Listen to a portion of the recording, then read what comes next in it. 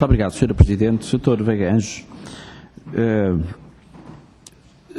ao longo das respostas que tem dado aos seus deputados, colocaram questões, tem vindo a abordar alguns dossiês que são decisivos neste inquérito parlamentar e há alguns pontos que eu gostaria de precisar, ou que gostaria de lhe pedir que precisasse.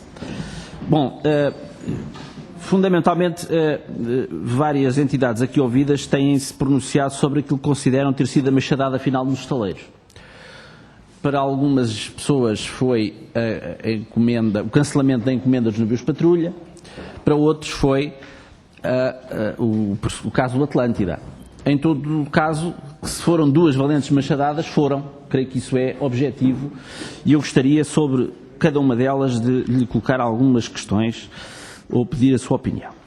Há pouco referiu que os patrulhões, os dois primeiros patrulhões, os que até agora foram construídos, que custaram muito mais aos estaleiros do que era suposto inicialmente, por alterações sucessivas que a Marinha foi exigindo e foi introduzindo no projeto, e que isso não foi contabilizado. Nós já tínhamos testemunhos disso, não é?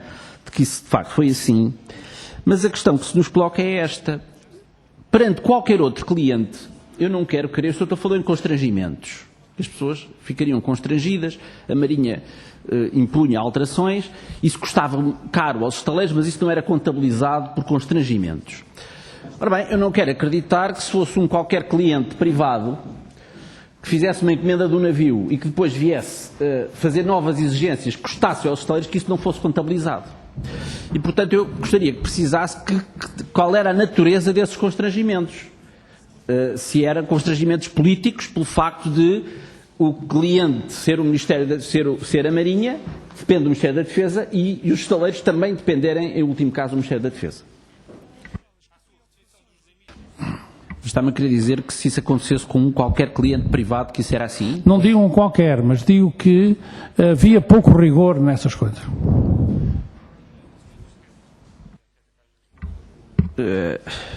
Bom, então eu creio que estamos perante um caso de gestão danosa, porque se evidentemente se verifica que na elaboração de um projeto o cliente faz exigências que vão encarecer muito o projeto, é concebível que isso fique assim? Quer dizer, que a empresa assuma... Ou seja, há pouco dizia-me que é tudo Estado.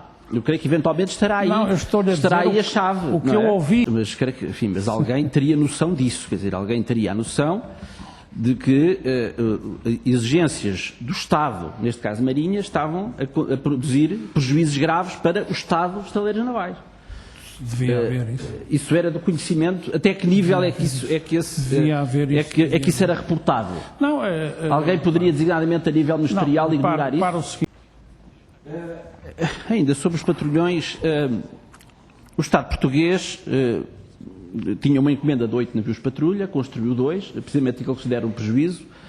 Creio que o Sr. Doutor corroborará, e creio que já o fez implicitamente, a ideia já aqui dada por anteriores gestores de que os próximos navios não iriam dar prejuízo, porque agora já, enfim, a construção já seria feita de outra forma, e o Estado português cancelou a encomenda unilateralmente.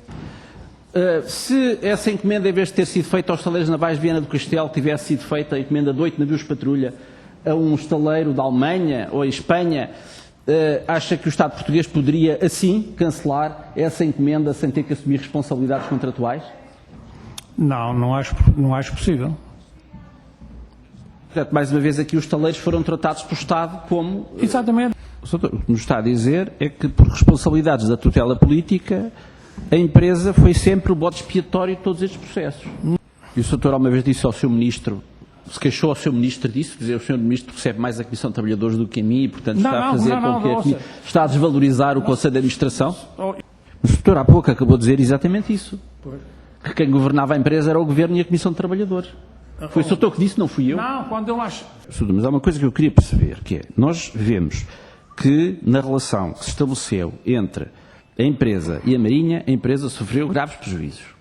A administração teria consciência disso. E a questão que eu coloco é que se a administração nunca sentiu a necessidade de confrontar a tutela, ou seja, o Ministro da Defesa, com esse facto. E dizendo, Sr. Ministro, a empresa está a sofrer graves prejuízos porque estas alterações não são contabilizadas. Deputado, pode pedir isso. E amanhã a empresa é que é responsabilizada por isso. Não, mas pode. Mas acima, Agora, enfim. mas acima desse diálogo tudo, está a haver uma tutela política, que é uma tutela política da Marinha e da empresa. Exato.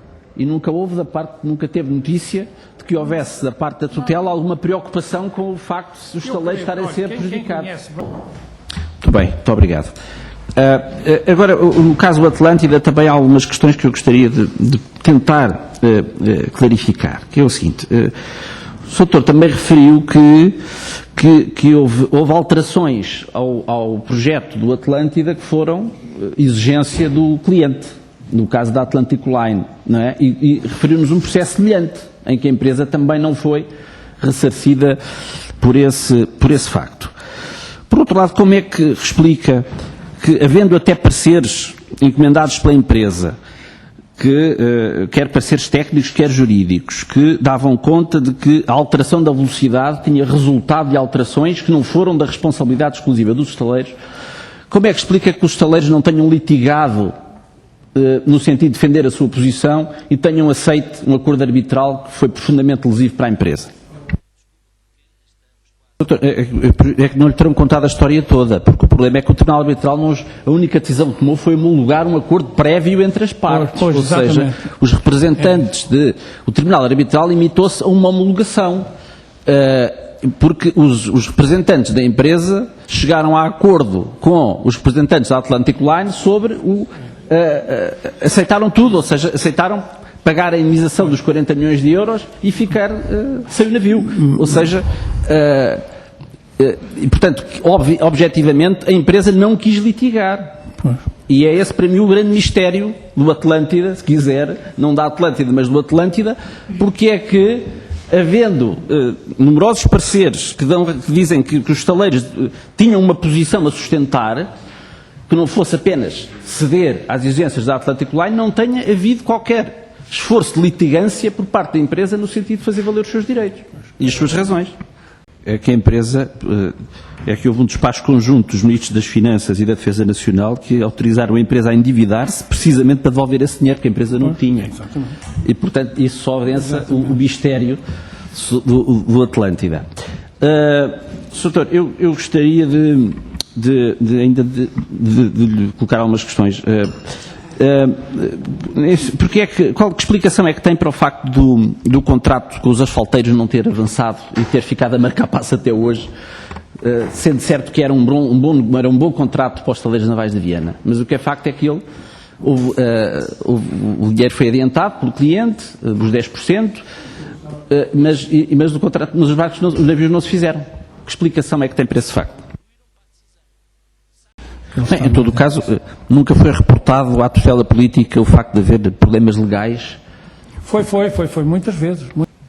Doutor, não sei se, pergunto-lhe, não sei se é do seu tempo,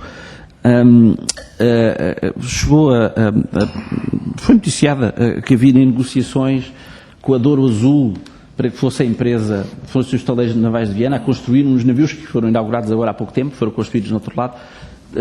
Pergunto se isso foi do seu tempo ou não, e se tem alguma coisa que se possa dizer sobre isso. Eu queria fazer-lhe uma última pergunta, que é da opinião, que é a seguinte. Nós já sabemos o desfecho deste processo, houve uma decisão de extinção da empresa, que era a única empresa com determinadas capacidades em matéria de construção naval, tinha um papel que nenhuma outra empresa assume relativamente em matéria das indústrias de defesa, não é?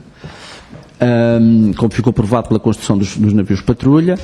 É uma empresa que tem uma determinada importância económica também a nível regional, mas eu diria também a nível nacional.